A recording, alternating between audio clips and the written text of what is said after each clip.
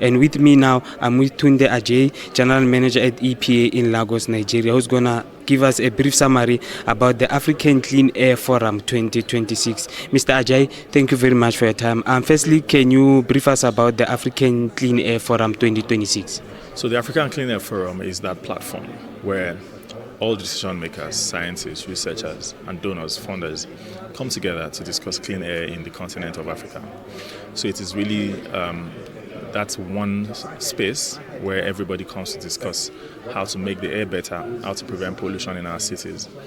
This is the fourth edition, and we have gone to other parts of Africa except South Africa. So it's happening in the south of Africa for the first time. It was in Lagos, Nigeria, West Africa 2 years ago. It was in Kenya last year, east of Africa, and now we're in South Africa. It's really a pleasure to be in Pretoria. The 2026 forum is held under the theme Investment Case for Clean Air and Healthy Cities. What goals does the forum seek to achieve? The forum seeks to make decision makers understand why they should put money or funding behind clean air support. So clean air can range from, or the activities on clean air range from funding the processes, measurements of data, preventing pollution, managing the consequences of pollution, and maybe the health consequence.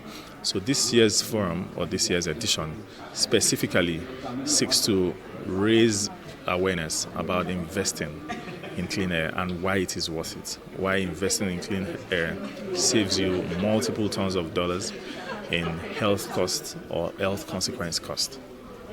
And speaking of awareness, how important is this forum in sending a strong message that tackling air pollution requires moving beyond commitments towards implementation while placing science, people and regional collaboration at the center of Africa's clean air agenda? So we indeed must place collaboration at the center of clean air. And one of the big things that speaks to advocacy at this forum is that you have minds from all over Africa.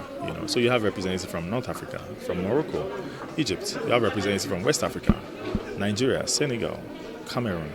And all of us will take the information and the knowledge back to our cities. We will go become champions of clean air. We will then disseminate this information across board, right? So we think this gathering seeks to educate. It will trigger advocacy at different levels, both national and subnational. And we think that funders and decision makers or policymakers will take more seriously the need to invest in clean air. And lastly, from this forum, what are some of the solutions and ideas that have been presented, and where to from here on? Are we still going to have other editions of the forums in the next coming years? Oh yes, there will be other editions. I can tell you there will be a fifth edition of the Clean Air Forum 1. Number 2, going forward from here, I personally, representing Lagos, Nigeria, have seen the need to invest in clean air. We've seen the need to have budgetary provision for more clean air activities, because we know that it is the bedrock of the sustainable development that we seek in our cities. It's a foundation on which our future generations will thrive.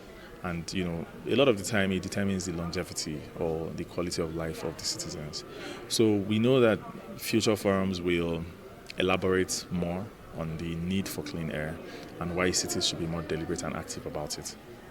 And lastly, before I let you go, you said this is the fourth edition of the forum. What is the impact of some of the stakeholders that are involved in collaboration in making this forum happen? Like you said, organizing such a forum is not an easy thing. Yeah. So what are some of the impact of some stakeholders that have contributed towards this fourth edition? So the stakeholders are quite a lot. There's Health Effects Institutes, there's Clean Air Fund, there's the EPIC Fund, Macquarie University of Pretoria. So we have a good collection from industry, from academia, from the development partners who have come together to make it happen. This means that each of them, will extend the advocacy or the understanding to their partners, in different spaces they have come from. We also think that everybody brings something unique to the table. Development partners bring finance to the table, right? Academics bring science. They bring the chemistry of it. They bring the reality of it. The Health Effects Institute, for instance, will bring their health impact of the work we do.